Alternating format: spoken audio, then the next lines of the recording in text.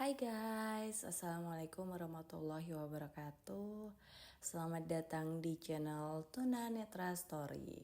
Untuk kalian yang kebetulan banget klik video ini dan belum subscribe channel Tuna Netra Story, jangan lupa untuk tekan tombol subscribe-nya dan jangan lupa nyalakan juga lonceng notifikasinya ya guys.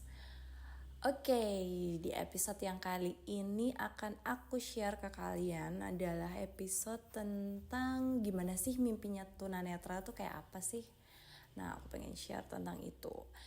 Jadi kebetulan kan tunanetra sendiri terbagi jadi dua ya. Tunanetra yang masih bisa lihat tapi keadaannya terbatas, itu namanya low vision. Jadi dia punya batas ambang melihat ya, jarak pandangnya itu terbatas. Sama yang totally blind kayak aku ini mengalami dua fase. Jadi dari lahir sampai umur 22 tahun aku mengalami low vision di satu mata kanan aku. Tapi yang kirinya udah totally dari lahir. Dan mulai dari 22 tahun sampai sekarang aku mengalami totally blind dua-duanya. Jadi dua-duanya udah gak bisa ngelihat.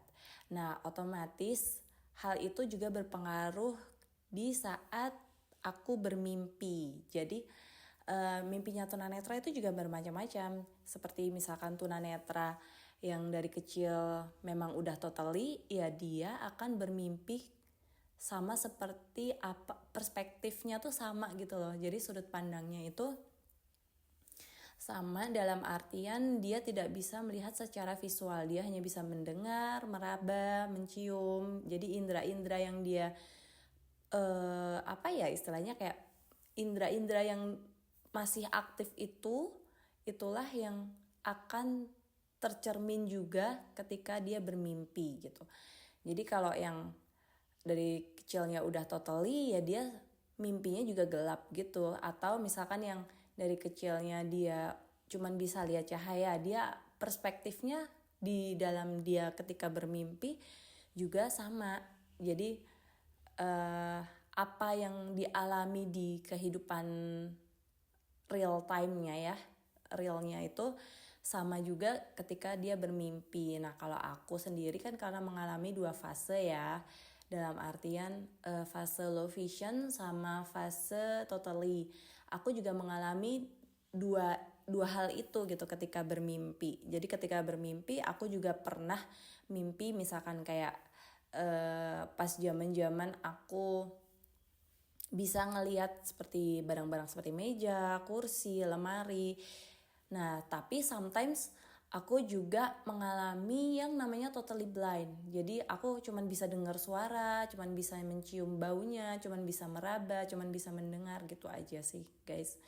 Jadi sebetulnya mimpi itu adalah wujud nggak sadarnya gitu ya, wujud dalam keadaan kita tidur, tapi perspektifnya itu kita sama seperti ketika kita lagi bangun gitu.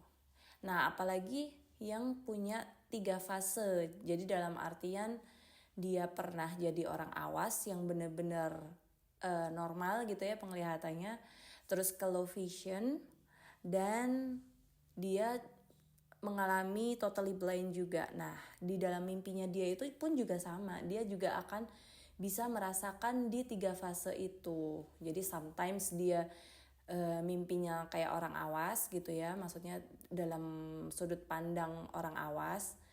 Dia bisa ngelihat, dia bisa ngedengar dengan jelas gitu ya. Inderanya berfungsi sempurna.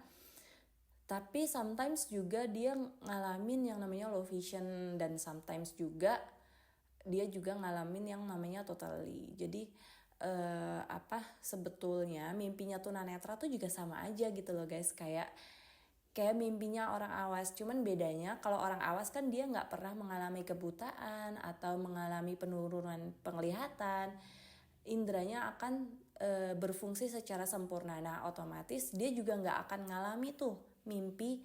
Jadi orang awas tuh nggak ngalamin mimpi yang namanya gelap gulita sama sekali, nggak ngelihat apapun kecuali memang dia pernah mengalami hal itu gitu, pernah mengalami di fase yang nggak bisa ngelihat seberkas cahaya pun gitu. Gitu sih kalau menurut aku ya. Karena ini aku berbekal dari pengalaman pribadi aku, yaitu setelah aku totally ini aku mengalami 2 fase itu. Jadi fase low vision juga pernah. Jadi ketika aku mimpi pas dalam keadaan aku low vision, karena aku nggak pernah ngerasain jadi orang awas ya guys. Jadi dalam mimpinya aku itu ya sama seperti apa yang aku pernah lihat gitu. Jadi mungkin keadaannya akan setimpal dengan ketika kita sadar gitu. Kan kalau mimpi kan gitu ya, kita nggak mungkin akan bisa ngelihat gunung dalam perspektif mimpi itu. Kita nggak mungkin bisa lihat gunung kalau kita sebelumnya nggak pernah lihat dan tahu gunung itu bentuknya seperti apa gitu guys.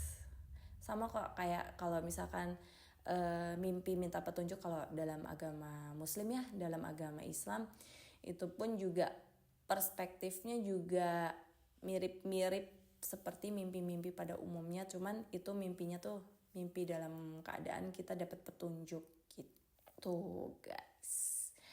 Oke, sekian dulu pembahasan kali ini. Thank you so much bagi yang udah subscribe, nonton video ini, dan jangan lupa like-nya juga ya guys. Thank you so much. Dan saksikan juga video-video aku yang lainnya. Oke, see you next time. Assalamualaikum warahmatullahi wabarakatuh.